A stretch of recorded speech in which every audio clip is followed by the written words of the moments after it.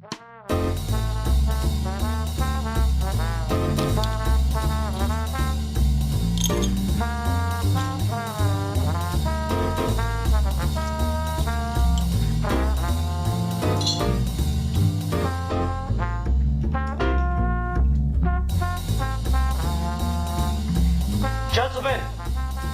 the time has come once again to discuss things.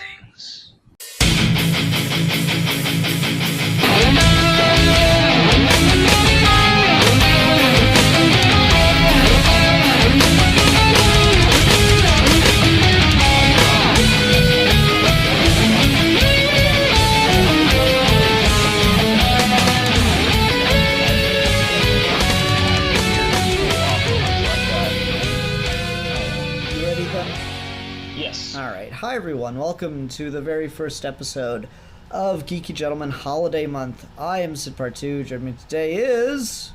The Comics Kid 2099. I may call myself like the Christmas Kid 2099 this month or something like that. Oh yeah, you should just have done that instead of like postulating it. That would be the creative and clever thing to do.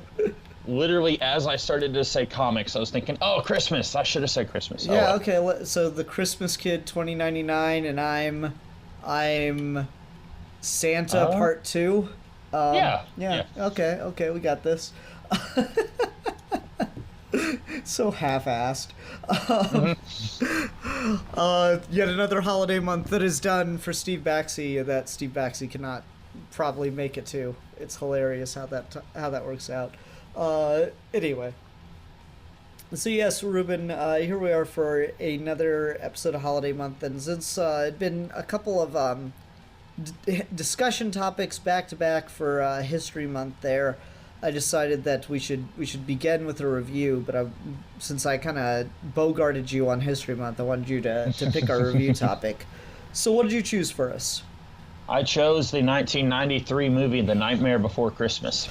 Like, God, just the hot topic is in the air, and just all the punk rock kids are coming out for Christmas with their black stocking caps and whatnot. I want to say Hot Topic as a franchise probably wouldn't exist without this movie. Maybe it would, but it wouldn't be what we know today. Yeah. Like, I've never actually set foot in a Hot Topic, I should say. I have nothing against the store or people who shop there, but I was not that kind of person in high school. Like, I knew people in high school who did shop there, but that wasn't the kind of clothes I shop. I was pretty boring and vanilla in high school and now. Well, so see, like, I don't go for like all the piercings and stuff, but they got some cool media stuff there. Sometimes it's ridiculously overpriced. I got a couple, like, video game shirts from Hot Topic. I was in there just the other week and I saw a really cool Vegeta shirt, but I didn't end up buying it. So they got some cool stuff that you can get from other medias that are a little more niche. Obviously Dragon Ball not super niche, but still the song remains the same. Anyway, this is not a review of Hot Topic, though. All right. I swear we'll get into this movie, but like, I said black stocking caps, and now I just really want to like pitch to Hot Topic like a really stereotypical Santa hat, but instead of red, it's black. They buy that in an instant, man. That sounds Anyway. So yes, The Nightmare Before Christmas, the film that Tim Burton is known for, even though all he did was produce it. Yeah, I was thinking of that because this is like one of the most Tim Burton-iest movies, like more Tim Burton-y than anything he's done in the last 20 years. But you're right, he's barely like, and I think he did some like character concepts, but a lot of the lion's share of the work was it Henry Selick? Whoever the director is, I don't even know. I think Henry Selick was the director. But yeah, Tim Burton not as involved with this as a lot of people seem to think. Well, it's just because he was kind of an up and coming name by that point. Like, Batman '89. I think Beetlejuice was before this. Yeah, maybe. Like Tim Burton was really big, so his name got attached to it because he was a producer. And from what I understand, Tim Burton's a pretty hands-on producer. but like he was a producer, so it like just got marketed as Tim Burton's Nightmare Before Christmas when really, it's not like he's not involved, but really there's a lot more going on in the background here. Okay, but Tim Burton did write it. I guess I'll give him that. I'm just looking through the IMDb now, so he's got a little more association with it, but Tim Burton's known more as a director than a writer, and he certainly did not direct this. Right. That was, and I've never seen anything else Henry Selick did, so I don't know if he was I'm not sure what the history was, how he was brought in to do it. Oh, he did James and the Giant Peach. I have seen that. And he did Coraline. Yep. Which is another... Okay, so we're just going to go through IMDb. That's what's happening here. And that's another kind of Tim Burton-y one, too. I feel like that people... Coraline is not Tim Burton at all, if I'm remembering correctly. That's Neil Gaiman, right? It is, yeah. Neil Gaiman did it, but I guess I mean like the style kind of feels Burton-y. But you're right, Neil Gaiman did that. Yeah.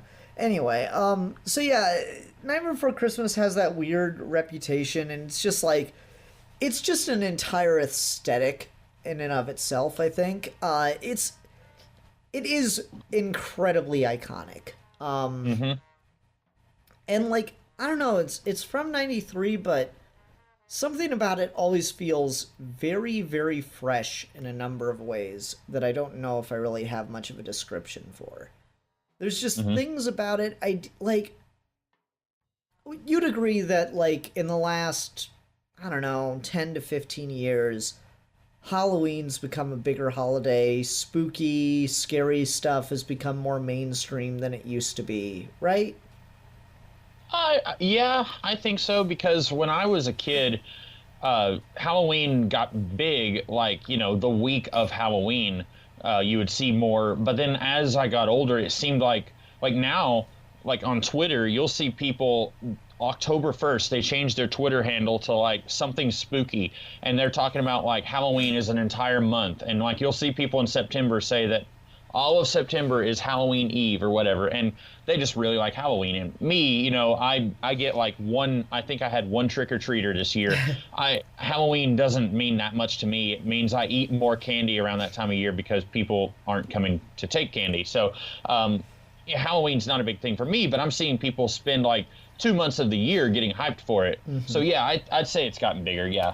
Yeah, and so like, just the idea of a Halloween Christmas movie, like a hybrid like that. That feels like should be coming out right now, and yet this came out in 93. Yeah. Just things... Especially... Go ahead.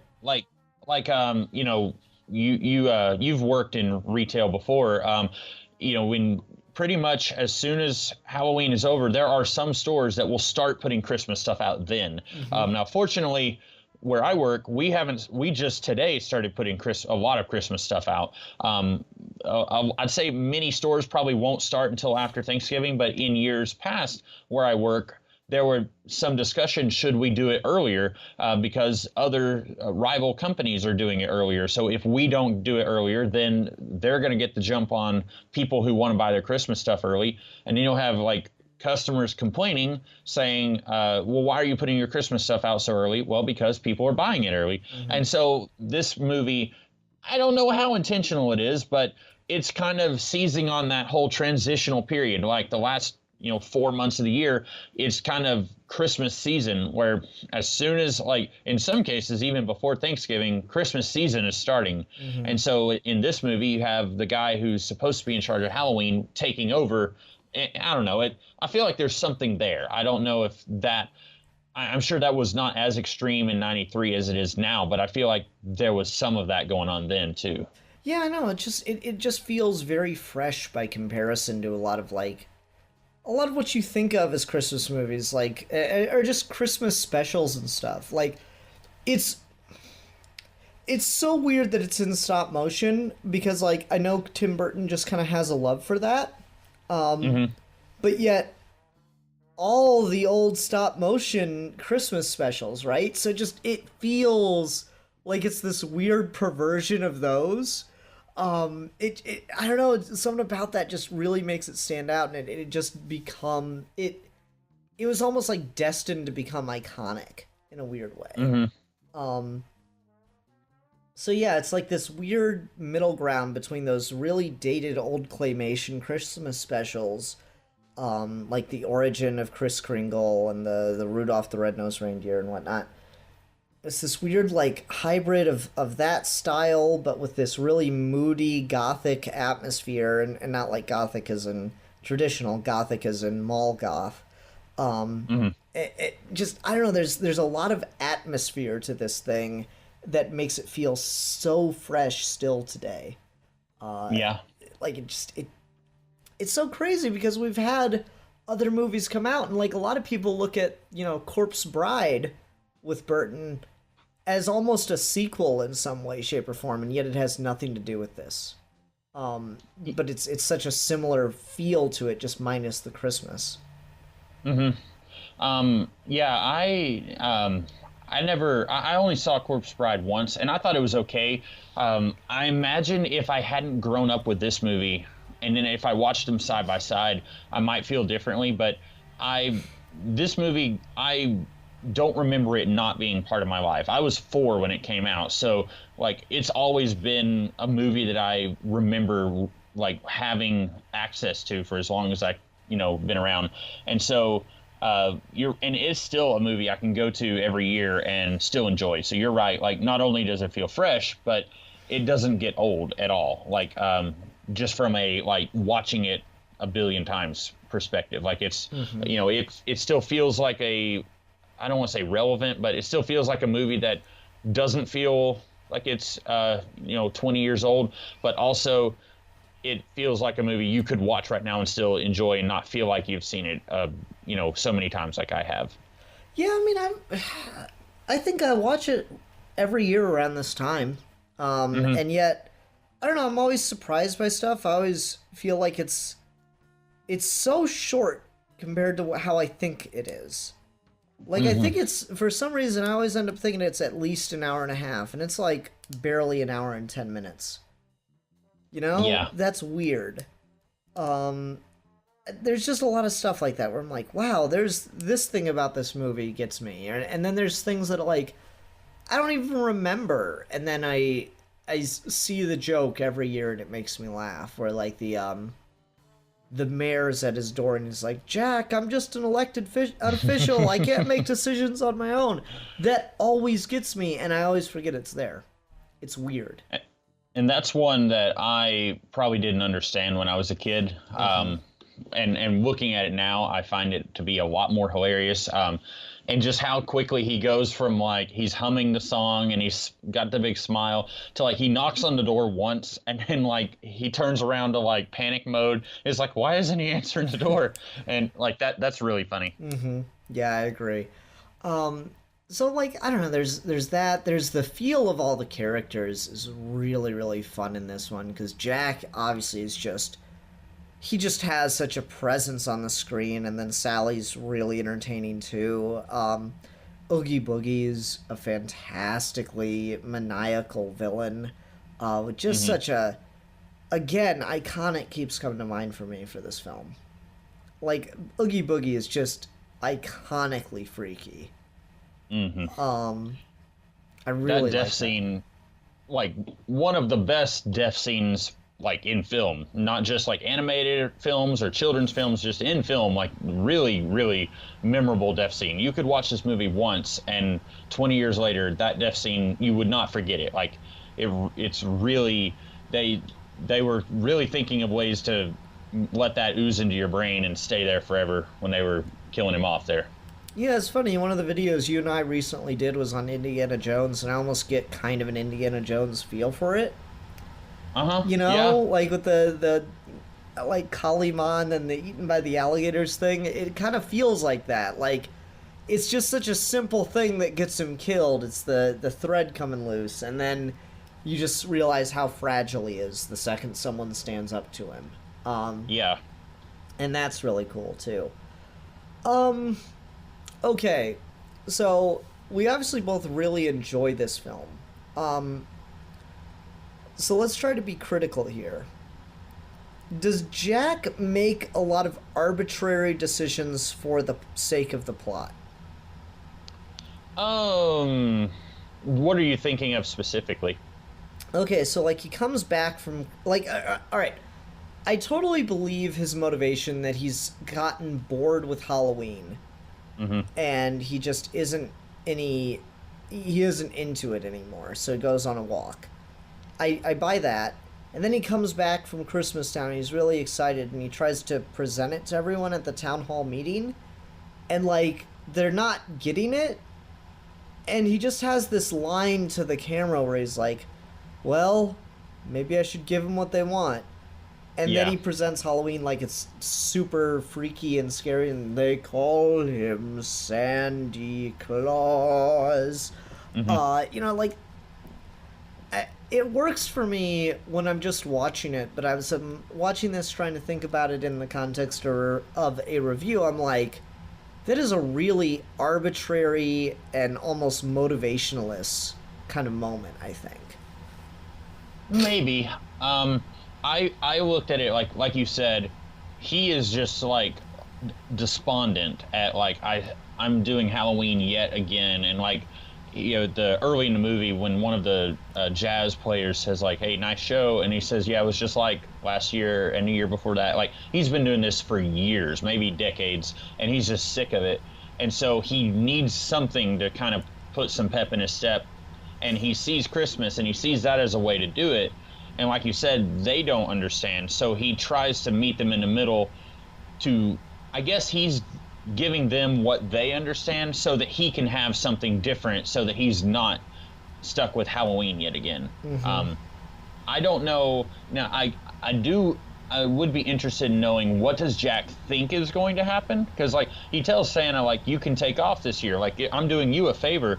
But after this, is Jack going to go back to Halloween and like, well, that was a nice change of pace, now I'll go back to doing what I do? Or does Jack think, I'm just going to be the Christmas guy from now on? Like, I'd be really interested to know, what does he... And of course, everything goes wrong when A, the humans try to kill him, and B, Oogie gets a hold of Santa. But like, I'm curious what he thinks, how that would have gone.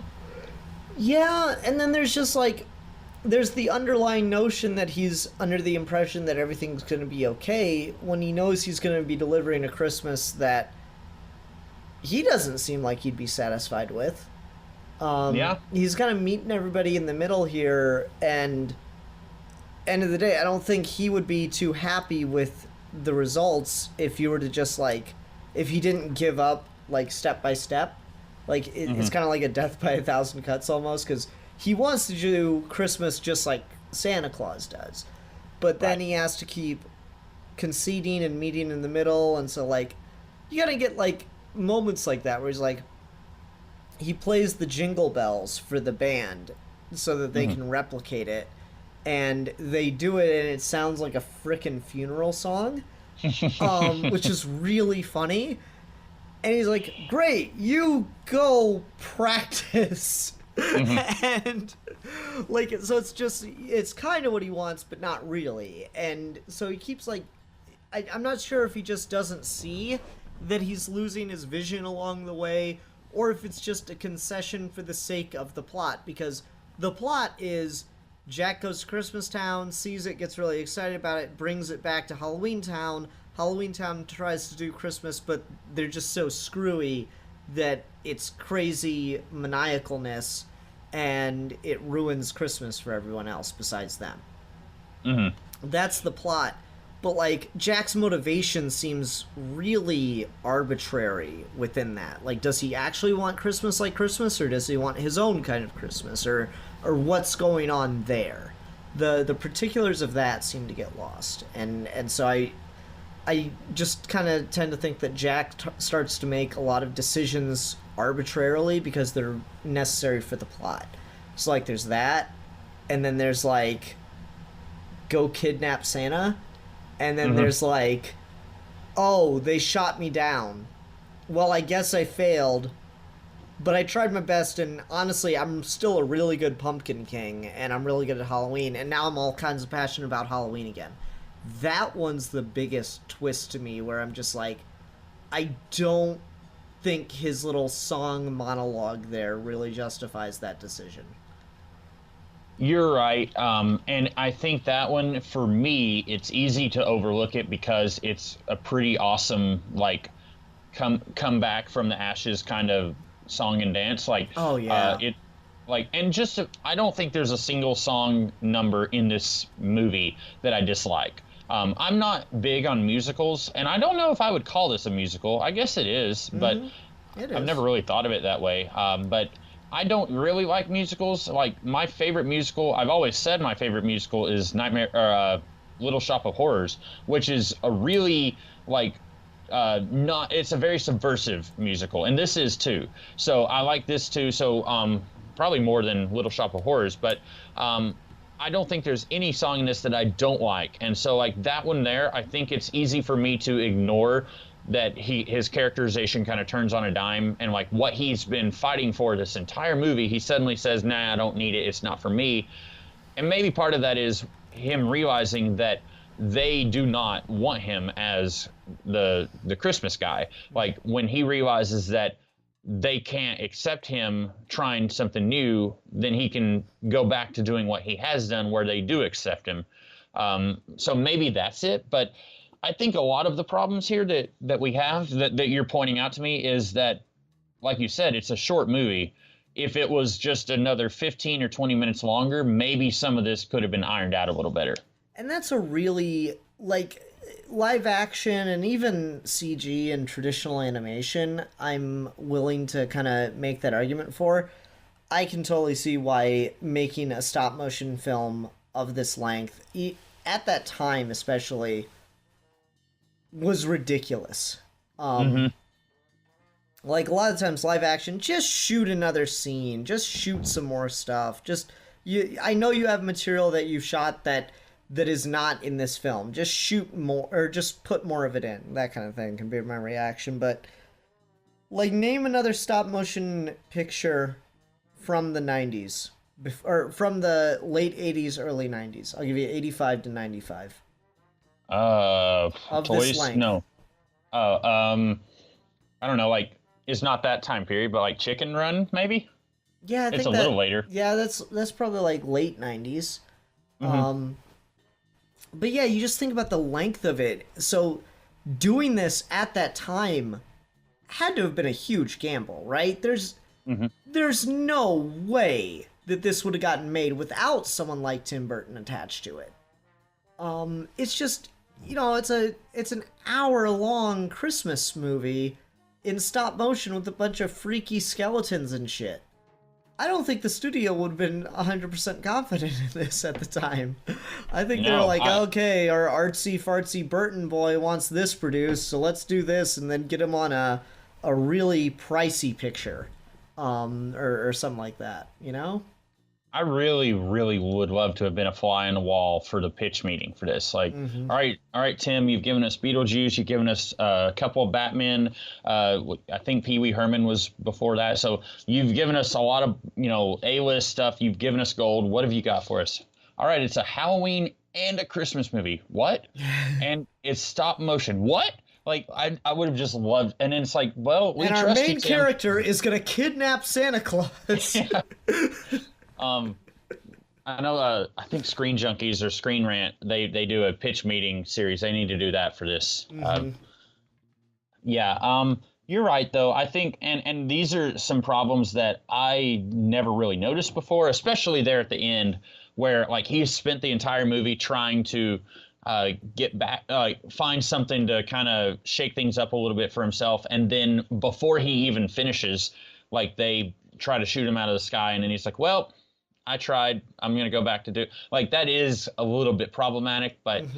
It's not necessarily problematic. It's just kind of arbitrary. Like, it needs to happen for the plot. There's no denying that. It's just that, like, were there other options becomes the question. Were there, like... Is there a stronger justification, or does the justification work? That he tried, he did his best, it was something different, and it clearly didn't work out. So now he's got some new... Now he's reinvigorated with all that creative energy for his own thing again. And now he's going to make it better than he ever has before. Like, I suppose the character arc is at least intended to be. This might be too generous, but the character arc is intended to be that he was burnt out on Halloween, and doing Christmas gave him that burst of creative energy he used to put into Halloween, but seeing that it failed made him go, well, no, I can do really great things, but I can only do them on this one particular thing. And now that I know that about myself, I'm going to go all out next year. Mm-hmm. And I'm like, I think that might be a little too generous, or maybe that's just not dealt with or explained as well as it could be. But at the same time, it's an hour. It's explained in a song. It's a good-ass song. It's moody as hell. It takes place in a graveyard. He exits through a grave, which is awesome. Like, all graves go back to Halloween Town or some shit. That's creepy. Yeah, and, and I love that, like, just instinctively, it's like, what if a human tried that? Would a human be able to make it to Halloween Town? And this is a little nitpick, like, on a scale of 1 to 10, this is, like, crazy nitpicky, but, so he's in Halloween Town, and then he walks to the forest where it's like the nexus of all holidays, and then from there you can go to Halloween Town from the pumpkin tree, but he goes to Christmas Town, and then he can, like, I thought that was a little weird, but again, like, I guess you shouldn't overthink it too much, because it's a, little kids are not going to be thinking about that, like the logistics of traveling between the holidays in that forest, but I do like that. Yeah, it's a weird one that, like, I think that, like, this was before I unsubscribed from CinemaSins, but I'm pretty sure they mentioned that in their thing. How, like, oh, well, how can he get to the Christmas Town if he doesn't exit through the door or whatever? I'm like, yeah, it's kind of a silly oversight thing, but it's not even an oversight thing. It's like, the real reason is, it makes for a much better shot for him to come to the doors through the forest as opposed to walk through a door, Yeah. It's a much better visualization. I don't remember if it was Robot Chicken or if it was College Humor, but there was a video of Jack going to St. Patrick's Day. And that was pretty funny. If anyone who's a fan of the movie should watch that. And really, I just want to see, like, alternate takes of, like, what would have happened if he had gone to Thanksgiving? What would have happened if he had gone to Valentine's Day? Like, I really just want to see, like, more exploration of this whole mythos in this world. Which is interesting, because from what I've heard, WB wanted to make a sequel. Like, it could have been, something like that, like The Nightmare Before Valentine's Day. And Tim Burton talked him out of it. Which is probably to say Tim Burton said, I won't work for you again if you do that.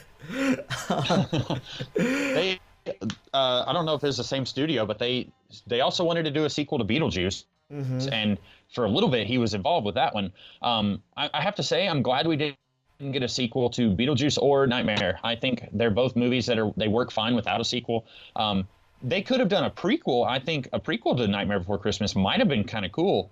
I don't think with this just movie, like the preparations for Halloween, or what's up? Well, okay, so I had this theory that once upon a time, Oogie was actually in charge of Halloween Town, and Jack was like an intern or whatever, and then Oogie got like crazy power hungry or whatever, became like malevolent, and then Jack kind of ousted him and he took over. I don't know, like I think I read somewhere that there was a video game that went into the backstory of these characters, and that was not what was in the video game, but they could have done something like that maybe, or maybe like and they would never have done this, but do like an anthology movie to just like do a little story with the mad scientist guy, or a little story with Sally before she and Jack get together, stuff like that.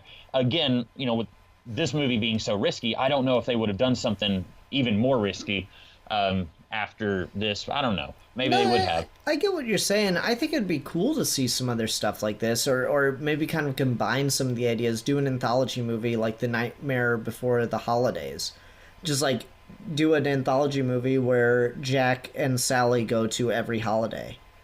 Yeah. That could be fun. Some or do them as television specials or something. That like holiday specials for every year, that could be cool. Like there's definitely a lot of potential for these things. It's just the question then becomes, would any of those projects be worth as much as this, or would they just be a novelty? I don't think they'd be worth as much as this. I think this being the first, like, this was lightning in a bottle. And I definitely, like I said earlier, I don't think that a sequel would work just because I don't know what Jack's character arc would be in a sequel. Like, I think he kind of reaches that point in this movie where he doesn't have to have any more stories. And a prequel, you maybe could have done something, but I think anything else would have felt like a cash grab, and it probably would have been a cash grab. Well, yeah, like it's, you know, to compare it again to those old claymation holiday specials, Rudolph is great. The Origin of Santa Claus is great. Once you start getting into like Heatmeister and Coldmeister and Rudolph and the Island of Misfit Toys, it starts to get really weird. Things start to get weird quickly. Or no, it's Rudolph Saves Baby New Year. That's the sequel to Rudolph the Red-Nosed Reindeer. And it's weird. And no one remembers that one. But like it's always that way. Every time it's always some weird crap. I know I've seen The Origin of Santa Claus. I think I saw the Rudolph one, but a lot of people have seen those so much that they can quote those, and I haven't seen either of them in over 18 years. So like those are not as ingrained in my mind as they are for other people. Not nearly as much as like this is ingrained in my mind for sure. Well, Rudolph is weird because at one point you see Santa without his coat on and he's like super skinny and like, but he's still got like a really big fat man's head and a beard, and it's so strange. And like they try to write dialogue in it to justify it's like, oh, you better eat up, the kids won't recognize a skinny Santa, and it's just restrictions of the budget or some crap. They're just so cheap. But yeah, that's the thing, is like the original specials, for what they are, they're iconic, they're fun, they're enjoyable, but then they got popular, and so they started producing all these sequels and spin-offs and stuff, and they're just bad. They're just so like tacked on. It's like, okay, I guess we're just gonna invent mythology now. Okay, Jack Frost and the groundhog and Groundhog Day have a connection. It's fucking weird, man. So like I can see a world in which the Nightmare universe got spun off and you do one for every holiday, or you do a special or something. I could see it, and it could be fun. But I don't think it would be worth it compared to what this is, which again, yeah, lightning in a bottle. This is kind of the best possible thing that could have been made for the time. And again, it's like, it's so unique because it feels so fresh. Like, I'm trying to think of other untraditional Christmas movies that are not starting with a cynical message about Christmas. How do I put this? Like, my favorite Christmas movie is Bad Santa. But Bad Santa's entire point it has a very cynical outlook on Christmas. You think of something like Surviving Christmas has a very cynical outlook on Christmas, when you've got like the opening scene in that movie is a lady sticking her head in the oven. Like so there are untraditional Christmas movies, but they often have a very cynical outlook on Christmas, and then the character kind of like learns the true meaning of Christmas. Whereas Jack doesn't have a cynical outlook on Christmas. It's the meaning of Christmas that attracts him to it in the first place. It's all the glitz and glamour and stuff. And so I'm really trying to think of just anything else. And you know, this always happens where we're having this conversation and someone's like, well, obviously this thing in the comments. I'm like, yeah, but you be there in the conversation in my brain and you try to think of it. So like, I'm sure there's something, but yeah, not a lot comes to mind for me that's not got a cynical message about Christmas. I'd say the only other, and I don't watch just a ton of holiday movies. Again, working in retail can really kill your enthusiasm for the holidays. I'll just say that. But absolutely. The only other holiday movie I can think of that is a pretty wholesome movie, and I watched it in theaters, and I was surprised, was Elf. I went into that movie thinking it was going to be a typical Will Ferrell kind of raunchy comedy, and I don't think I had seen a lot of trailers for it. And it's hard for me to imagine now living in a world without Elf. Like, that has really become an instant classic where, like, it's a fundamental part of people's Christmas now. And that one, I think, is a pretty wholesome, like, it starts off where, like, other characters kind of have a jaded look on the holidays, like his dad and his half-brother and, like, all of them. But by the end of the movie, it becomes a very wholesome, this is what Christmas is all about kind of movie. Mm-hmm. No, you're right. So that one kind of makes it up there. Though my favorite line in that whole movie is when he goes up to Santa in Central Park. He's like, Santa, and he's like, back off, man. It's so out of nowhere. Yeah, no, like, so that's a good one to go to, I guess. So yeah, you not only have this thing that is, I mean, it's kind of a pinnacle of stop motion animation that's not pure stop motion, but almost entirely stop motion. Like, I love the movie Kubo and the Two Strings, but it's CG and stop motion integrated. No, this is too early for that. The technology wasn't there yet. So you got a little bit of 2D animation on top of things for, like, the shadows, but nah. Like, shadows and ghosts and stuff are 2D animation on top of it, but, like, nah, this is almost 100% stop motion claymation all the way through, and it's just really cool on a technical level that it's that long and that successful, and looks, again, so distinct. And then there's the messaging of it, which I really like. There's just a lot about this that's really, really good. And this is someone who's, like, not even that big a fan of it. Like, I like New Nightmare, or not New Nightmare, I like that movie too, but I like Nightmare Before Christmas, but it's not, like, my favorite movie. It's not even my favorite Christmas movie. It's probably not even in my top 10. But it's just really, really good. Mm-hmm.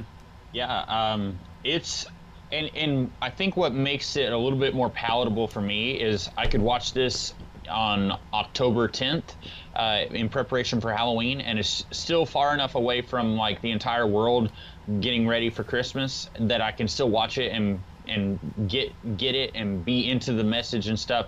And then I won't watch it in, November or December, because that's when everyone's, hyping up Christmas. But you're right, I'm really, I could dig this, and I could even watch it, like, in July, and I'd still get a kick out of it. There we go. That's what we should spend the rest of the video doing, is just pitching what is the story of Jack and Sally going to all the different holiday realms together. Like, what did Jack and Sally do on the 4th of July? What did Jack and Sally do on Thanksgiving? What did Jack and Sally do on Valentine's Day? It'd be adorable. Anyway, I bet you there's a Nightmare Before Christmas fan fiction. Probably, yeah. Yeah. Incidentally, before I forget, I looked up a picture of Santa in that Rudolph, and yeah, he looks really weird with the skinny, like, they messed up there. Yeah, it's unsettling. It's legitimately unsettling. Okay, what else can we talk about with this one? Let's talk about some of the songs, because I think the music in this is really, really solid. Yeah. I think my favorite is, it's a toss up between This Is Halloween at the very beginning and the Oogie Boogie song. For me, it's Oogie Boogie all the way. You know, it's such a basic fucking pun, but it like, when else is that gonna work? What else do you have the opportunity to do the boogeyman and give him a kind of boogie jazzy beat, you know? He's such a good villain because of that too. It's so cool and sleek and creepy and weird all at the same time. So I love his song, and it's like, oh man, you put me in a spin. Like, it's so good. All the puns, I love it to death. I'll say I don't like Sally's voice. I don't know the name of the voice actress they got for Sally, but her singing voice. It's Catherine O'Hara, I believe, did the singing and the voice, and she was in Beetlejuice also. She was Delia, the Winona Ryder's stepmom. Okay. I don't like her singing voice in this. You ever go back and listen to Snow White sing? No. It's too high pitch and like whiny, and it just kind of breaks your speakers. Same thing here. She's overpowered by the music half the time. And I don't think that's just the audio mixer, you know, screwing up his job or whatever. I think she's just not got a very strong singing voice, and it just feels kind of lacking and without any real not power to it, any real oomph behind it. There's nothing. It's just like a and it bugs me. It just reminds me, like, yeah, go back and watch the original Snow White, and you're just like, oh god, people enjoy this? What? Like, her singing voice is terrible. It's just way too I'm not sure what the word is, falsetto or shrill. Yeah, there you go, shrill. That's a good way to put it. So like, yeah, I barely hear some of the lyrics Sally's singing in this because it's just too high pitched. And maybe that's on my ears, but I don't know. Yeah, you know, I said earlier that there's not a song in this that I dislike, and I don't know if I dislike that one, but that might be the one that I like the least. And I think she only gets one song, right? Yeah, she only gets one song to herself. She sings along with some other stuff. Right. Yeah. I don't know, like, I lose the lyrics in it, and that bothers me, because so much of the song is told, or so much of the story of this movie is told through the songs, that it's kind of a problem when you lose the lyrics. And that's another good thing about this. I've heard people complain about musicals in general, and I don't watch a ton of musicals to know how true this is, but I've heard people say, like, a lot of times musicals, they rely on like shoving the narrative into the song. Like, okay, we have to do a song, so let's try to find a way to like overtly convey the narrative. Like in the third Aladdin movie, like there's one part where in one of the opening songs where Jasmine says something about like she's never really had a friend, and it's like you're just like coming right out and saying like what her problem is in this movie. And like I like that this movie, yeah, there's narrative in the songs, but it doesn't feel forced. Yeah. Reminds me of that line from Futurama where the robot devil's like, you can't just have your characters blatantly describe their emotions. That makes me feel angry. Just right up that alley. Oh. Yeah. Yeah. Is there anything about this movie that you like just really don't like? Like you were saying you don't really like Sally's song, and like there's some of the character stuff with Jack, but is there anything that just like really rubs you the wrong way with this? No, really. Like I fear I come off as way too complainy in this, and I don't mean to. I'm just looking at it critically for the first time and kind of like thinking on some things. And honestly, most of the stuff I've mentioned that I have problems with, probably only going to take like half a point off for, because I'm just so blown away by all the good stuff. No, like this, you know, any complaints I'm making here, I'm kind of reaching for, because I do think it's it's almost always a mistake to just universally praise a thing. Yeah. Like I do it on this show constantly, especially when like Grant Morrison's involved, but like there's always some good in being critical of a piece, and it's not just to make yourself feel better. It's because even though the people on a piece can often be well aware of everything that's wrong with it, the people listening to a review that of a thing that they love can, like, maybe you can give them something that they hadn't thought of with the piece before, and it can just make them more aware of that in other things, in their own products, so on and so forth. So I try to really think about what I'm saying when I'm doing these. I try to really think, like, what's the value in talking about this. Mm-hmm. So now I don't, to go back to your question, now I don't have anything that I hate or I think is just actively bad. Do you? No, I don't think so. Like, there's stuff like I said, I really would have loved to have seen some of the backstory between Oogie and Jack, because it seems like there's something there, and it doesn't get too much into it, but like Jack tells the kids, do not bring Santa Claus to Oogie Boogie, and of course they do. And then at the end of the movie, like, Jack and Oogie act like they have definitely met before. And I would have liked to have seen some more of that, but at the same time, I don't know how they could have done that without slowing the movie down. And it would have definitely slowed the movie down if they, like, took time for Jack to tell Sally, like, well, one time, me and Oogie, here's how our falling out happened. So while it's something I would have liked to have seen, I can see that, like, it's something they couldn't have done in this movie. Mm-hmm. Yeah. That's exactly how I kind of come down to. It's like they do imply a lot between them, like, and leave that no account, no good Oogie Boogie out of this.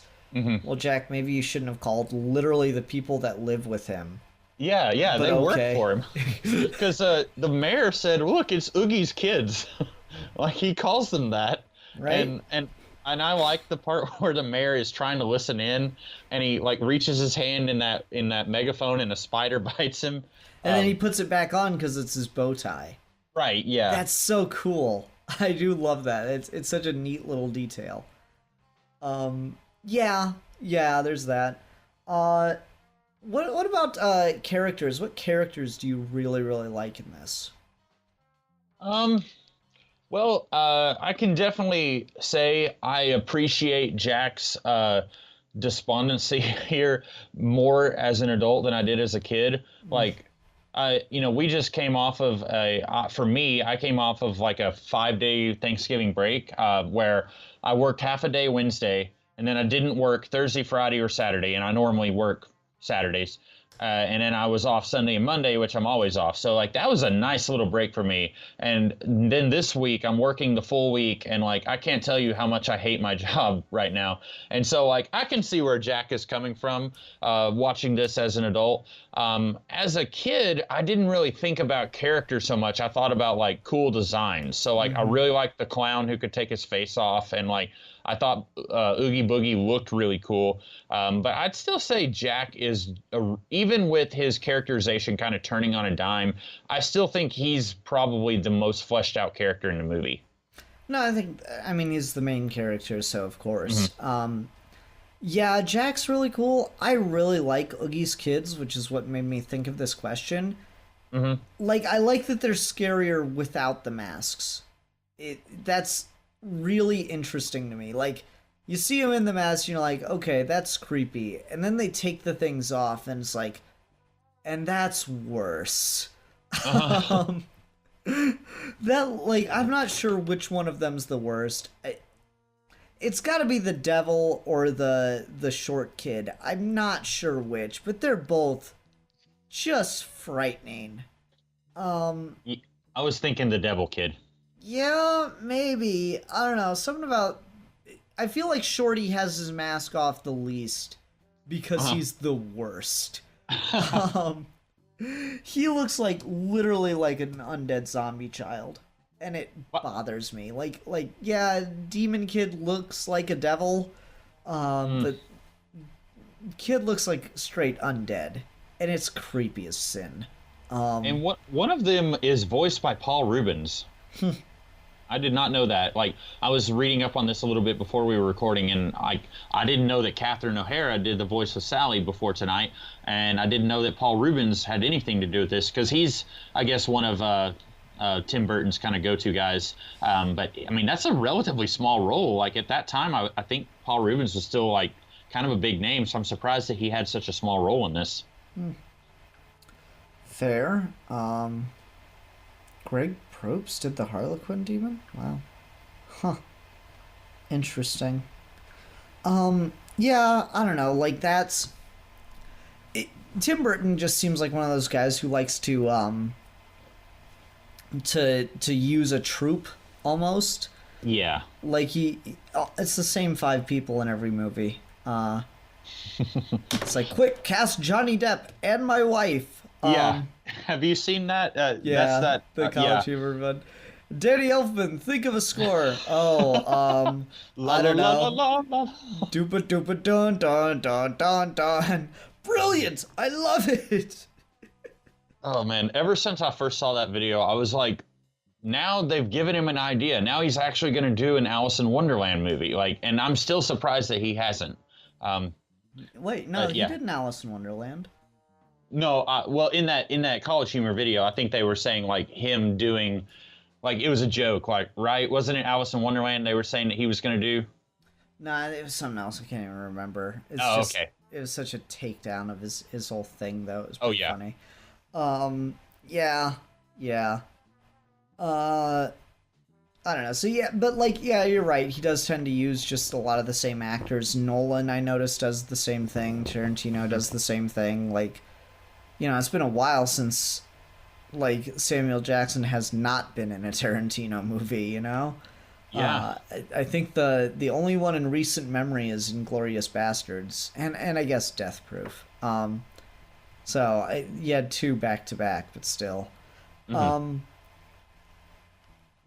I don't know. Yeah, and I guess, like, if you're a director and you feel more comfortable with these actors that you've worked with on all these projects, then go ahead and keep casting, you know, Johnny Depp and your wife. Like, keep casting them, because you're probably going to get a better piece of art if it's someone that you're comfortable working with than if it's someone you don't know or don't like, you know. So I would rather them use the same 5 actors over and over again and get a piece that they feel like is better than cast someone that they've never worked with before and then get something that they don't like, or that is not as good. You know what I'm saying? Yeah. I don't know. It's just an interesting thing to look at. Anyway, to circle back to characters, it's weird because I have problems with Sally's voice actress as far as the singing. I really like Sally's character quite a bit. You get a lot of information on her in very little scenes, you know? Yeah. I really like those moments where she's just walking around, or like she's dealing with her master, and she keeps poisoning him and it doesn't work, and like I like when she throws herself out of the building and then stitches herself back together. It's just a lot of really interesting things, and she's kind of pining after Jack the whole time. There's a lot of really cool stuff that's done with her character that I quite like. I love that the doctor is like locking her up and like, how dare you poison me? Now fix me some supper right now. And then she does it again. I also I like that her character arc starts off kind of the same as Jack, where she also wants more than what she's got right now, but she goes in an entirely different direction. And I love that. I think Santa really sums it up when he says she's the only one who has any sense in this whole town. Like, you know, she's trying to keep Jack anchored, and he's just not listening at all. I really like where she kind of intersects with his character arc and kind of brings him back down to reality there at the end. Sort of. Yeah. Let's talk about some visualizations, because you made me think about this with Sally. I really like her premonition, her vision scene, where she's picking the flower petals, and then the flower turns into a Christmas tree, and then it lights on fire. Yeah. I really, really like that. That is, intensely interesting visualization. Like it's on the nose as hell, but man, that's really fucking cool looking. Mm-hmm. How about you? It is. It's visually really cool, like you said. I do have, and this is again where my critically thinking of it, like for the first time in forever. Where does her premonitions come from? Like, Yeah, she doesn't have premonitions. She has premonition. Right? Yeah. Like it is a singular one, and it comes from nowhere. It comes from the script. Yeah. That's another thing. Like, it's a kids movie. Like, kids aren't going to be thinking about that, and I haven't thought about it ever. But like looking at it now, it'd be like, okay, like if this was any other movie, we'd be asking a question: where did this person suddenly get the ability to foresee the future so accurately? Like, Christmas does turn into a huge fiasco, largely because of Jack. And even when she tries to interfere, like, she's not really able to change it. So, yeah. And it's one of those things, like, if this She's movie really was proactive, which I like, Yeah, I do. I like that a lot. Like, she tries to do stuff. It doesn't always work for her, but she's at least trying to do stuff, and that I do like that a lot. Mm-hmm. But yeah, I think if this movie was 20 minutes longer, they might could have squeezed more into that. Like, she's had premonitions before. She told the doctor that the building was about to catch on fire or something like that. But as is, I think it's a nitpick, but something worth mentioning. Mm-hmm. How about you? What's a favorite visual you have for this movie? I really like again, it's heavy-handed, but I like it in the cemetery right before his, I think the song is called Jack's Lament, when he's in the statue of the angel and he's in the arms with the Santa suit all torn to shreds. I like that visual a lot. Mm-hmm. Yeah, that's a good one. For me, I really like the perspective shot we get from Santa when he arrives in Halloween Town, and he sees like Jack and all the other like members of Halloween Town just gathered around him. Yeah. It's so unsettling, and I really like it. Yeah. There's a lot of shots like this that are just really, really cool. Like, I like Jack bouncing around in the snowman costume and in the snow inside the snowman. Yeah. That, like, everything with him in Christmas Town is fantastic. Mm-hmm. I like it's not necessarily a visual thing, but more kind of a character thing. I like that Santa just like tears Jack a new butthole. Like, how dare you? And then like he seems pretty pissed even when he leaves. But then even considering all that's happened, like he was almost barbecued, and he lets it. He like I guess magically makes it snow in Halloween Town. As kind of a like, oh well, I'm mad at you, but Merry Christmas anyway. I really like that moment. That was kind of a nice, kind of a parallel to the Jack in Christmas Town, where at first it's just him experiencing what it's like in this new and wonderful place, and now it's like everyone else is getting to experience it too. So I kind of like that. Yeah, that's one of the things I really, really enjoy, that whole section of the movie where everyone in Halloween Town just discovers Christmas.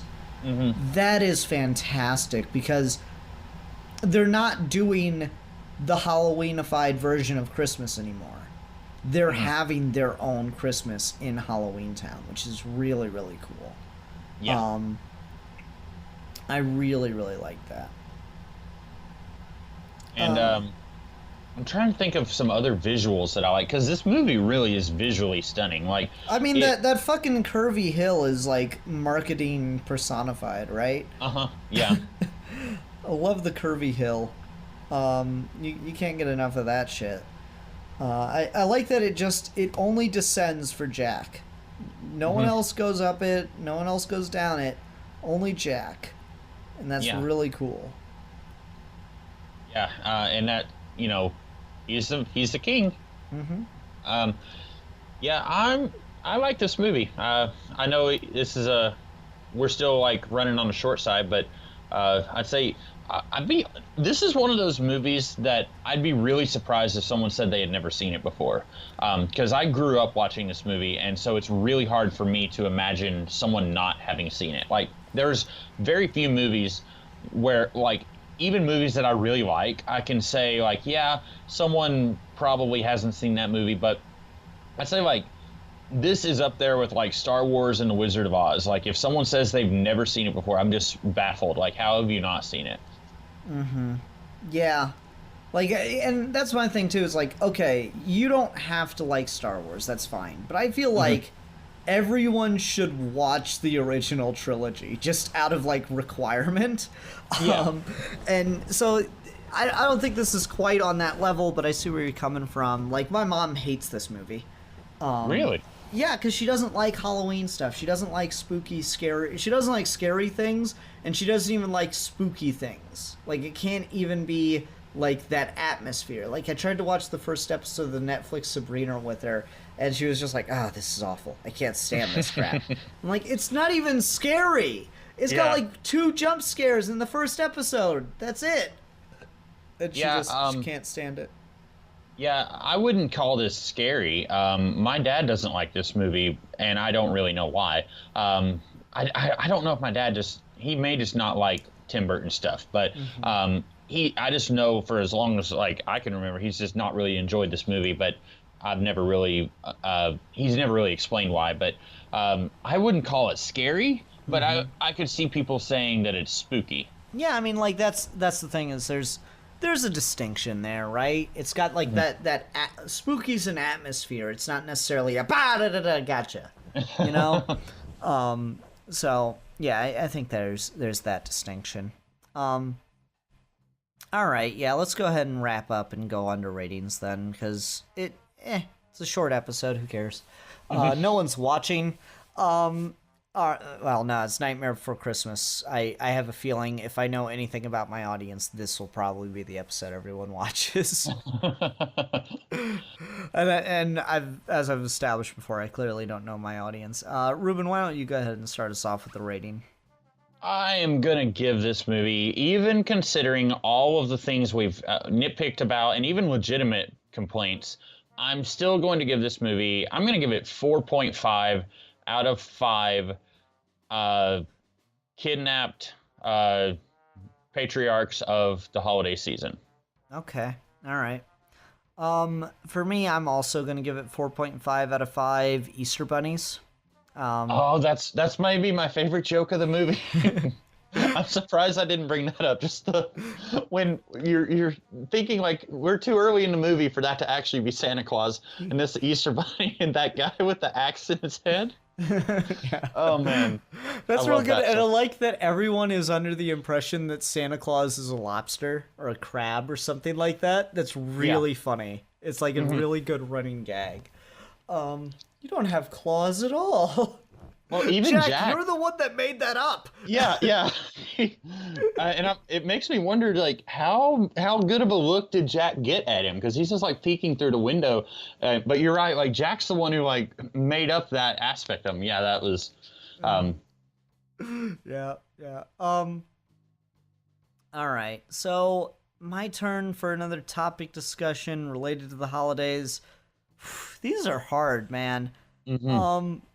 Let's talk about gift giving. Ooh. Okay. And just how much of a fucking bitch that can be. Yeah, that should be fun. All right, everyone. Yeah. Thanks very much for watching. Until next time, I'm the Philosopher. I'm the Christmas Kid 2099. Oh, shit, no. God damn it. What am I then? Oh, You're Santa Part 2? Must I have 2... No, because I introduced myself as Sid Part 2, but I sign out as the Philosopher. So what am I in the meantime? I'm the Christmas Philosopher. And we are your geeky gentlemen, and we will be discussing things.